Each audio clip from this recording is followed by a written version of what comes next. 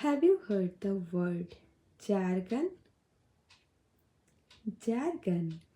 So, jargon is a technical terminology unique to a particular subject, right? So, jargon ऐसे शब्द को कहा जाता है जो कि in Hindi it can be said तकनीकी शब्द. For example, I am a teacher. In our community, in teacher community, some words are very common, right? Teachers लोगों में जब हमारे टीचिंग रिलेटेड बातें करते हैं, कुछ शेयर करते हैं, कुछ शब्द ऐसे होते हैं जो कि हमारे बीच में बहुत कॉमन सी होती है.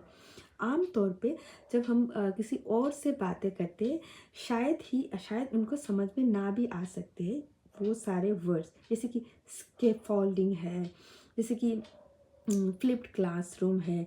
तो एज ए टीचर जब हम किसी टीचर से ऐसे वर्ड्स यूज़ करते हैं ना तो उनको ये सब समझ में आ जाते.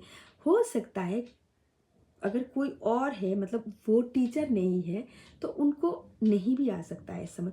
वैसे ही हर एक प्रोफेशन में it can, I'm not telling about only teachers, so it happens with teachers only, not like this.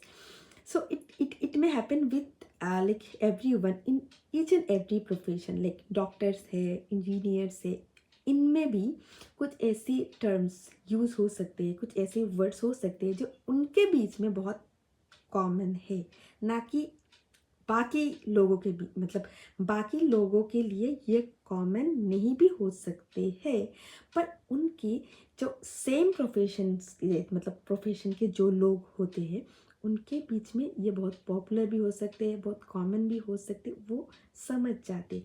वैसे ही सारे वर्ड्स को हम कहते हैं जार्गन, ठीक है. और अगर भार्ब के तौर पे इसको हम यूज़ करेंगे तो ये भार्ब हो जाएगा.